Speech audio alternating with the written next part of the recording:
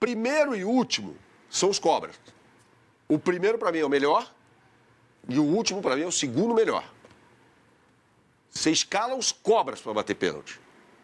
Tá? Eu acho, não tenho essa informação, que o Léo Pereira ia bater um dos pênaltis. E o Hulk quase quebrou a perna do Léo Pereira ontem. Não sei nem se fez exame e tal, não saiu nada ainda. O Léo Pereira foi um lance horrível no final do jogo. Agora, acho que por isso ele não bateu. Por que o Felipe Luiz só fez 3 alterações no time? Essa é outra pergunta, Cacá. O Felipe Luiz é um técnico que não mexe muito. Ele não gasta as 3 alterações. No jogo lá de Itaquera, da ida, das oitavas de final, entre Corinthians e Palmeiras, os dois fizeram 3 alterações. O Flamengo acabou de fazer contratações. Ele colocou o Samuel Lino, o Saul e o Arrascaeta. Só. Isso.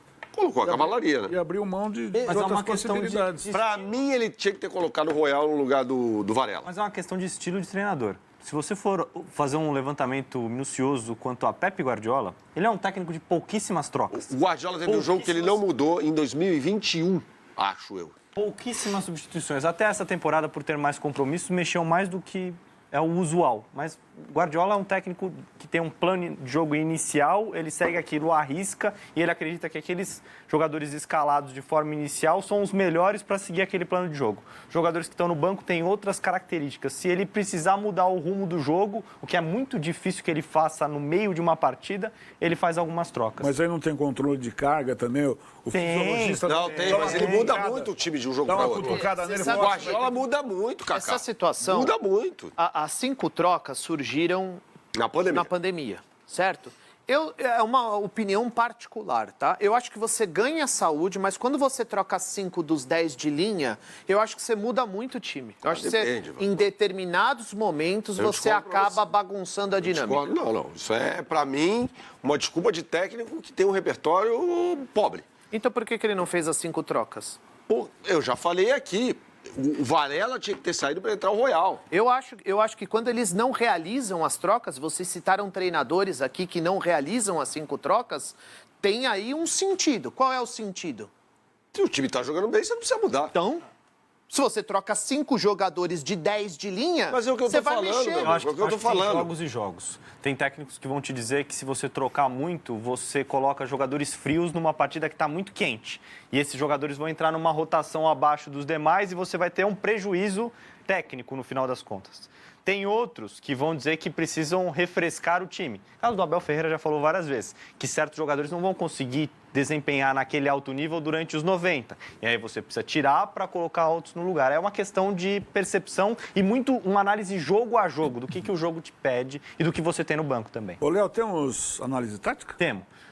Citando o que o Berna falou aqui, o Atlético Mineiro é um time que trabalha com encaixes individuais. Então, se você praticar um jogo que no tatiquês a gente vai chamar de jogo posicional, bem a grosso modo, os jogadores ocupam espaços específicos, pré-determinados, você vai facilitar a marcação do Atlético Mineiro.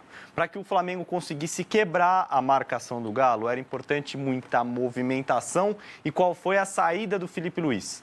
O Olacian e Pedro fazendo a parede, o pivô, para que jogadores de frente, especialmente o Plata, recebessem a bola com o campo para correr e executassem outro termo, que a gente vai colocar aqui do tatiquês, movimentos de terceiro homem. O que seria um movimento de terceiro homem, Cacá? Eu passo para você e a nossa intenção é que o passe chegue no Ivan.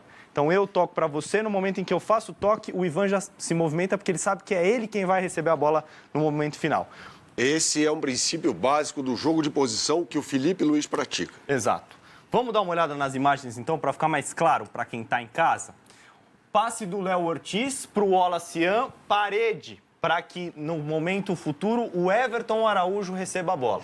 O Everton Araújo dá um toque maior do que o necessário, perde o controle da posse, a zaga do Galo afasta. Aqui, passe do Léo Pereira, o Olacian vai fazer um corta-luz para o Pedro receber nas costas.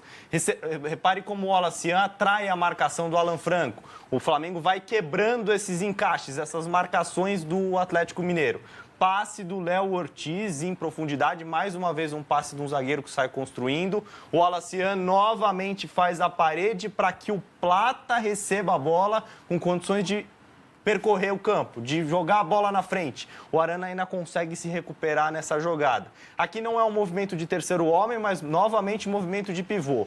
Passe do Jorginho, o Pedro fica de costas e o passe dele é para o próprio Jorginho, que aqui em condições melhores vai ter condição de atacar a área, cortar para a perna esquerda e finalizar para o gol do Everson.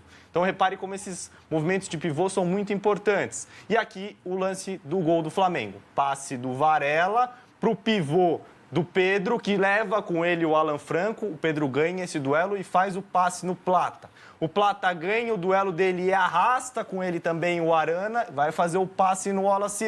O que o Wallace vai fazer? Movimento de pivô. E com isso ele leva o Júnior Alonso com ele. Repare como Alan Franco e Guilherme Arana já estão fora da jogada. A última linha do Atlético Mineiro já está toda destroçada, toda fora de posição, porque a intenção do Flamengo era justamente essa. O Plata tem muita felicidade no toque, o Cebolinha faz o movimento correto, diagonal para dentro, já que o Natanael dava condições para ele. Ele corta para dentro e finaliza. O Flamengo fez muito isso no duelo contra o São Paulo no Maracanã e até por isso teve uma exibição muito acima da média. Foi assim que o Flamengo conseguiu reverter a vantagem do Atlético Mineiro na primeira etapa na Arena MRV. Muito bem, muito bem. Quer falar alguma coisa ou podemos ouvir os técnicos? Só fazer um registro rapidinho. O Saul entrou muito bem no jogo ontem. Muito bem. E bateu o pênalti com maestria também. Sem dúvida. Com relação ao futuro, a gente não sabe, né, Felipe Luiz? Com relação à personalidade, a gente pode discutir. Porque é um garoto, tem 20 anos, eu achei que ele estava meio marrento. Marrento. Não sei se agora ele vestiu as sandálias da humildade, como se diz, depois de perder o gol e, consequentemente, a classificação do Flamengo.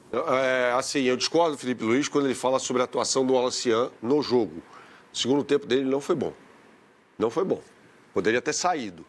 Eu acho que não acrescentou em nada, ele perde um gol incrível, aliás, na partida. Sobre a postura do Wallace, isso aí os americanos chamam de trash talk. Isso aí faz parte do jogo.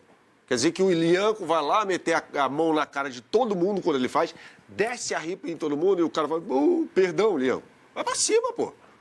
Tá fazendo nada fora da regra. Vai pra cima. O Maradona não fazia isso desde pequeno. Michael Jordan era o pior, né? Ultra competitivos. Sobre isso eu não tenho nenhuma observação, não. Ô Berna, essa derrota estava na conta, respingou de alguma forma do Felipe Luiz ou estava na conta? O Flamengo, deixa eu ver aqui, vai enfrentar na Libertadores, quem que o Flamengo pega agora? Internacional. Aí, meus amigos, é um confronto perigoso para os dois lados, né? Mas o Internacional, notícia de há pouco, né? Perdeu 2 jogadores importantíssimos. Para mim, o melhor jogador do Internacional hoje, tá? O mais importante é o Alan Patrick. Sim. Mas o Carboneiro hoje, para mim, é o melhor jogador do Inter. Ele está fora dos 2 jogos. E o Mercado também, zagueiro. Os 2 com lesões musculares. É isso, vai estourar um monte de gente aí. E sábado pega o Mirassol. Exatamente. O Felipe Luiz tem que ser cobrado, profissionalmente. É o papel do José Boto esse. Não é papel do diretor técnico de futebol só fazer contratação, também é. Tem que cobrar. Ele chega para ter uma relação profissional hierarquicamente superior para chegar para o Felipe Luiz e falar por que você fez isso e não isso. Felipe Luiz tem que ser cobrado profissionalmente. Não é ir lá bater nele, não existe isso. Mas tem que ser cobrado, tem que ser cobrado.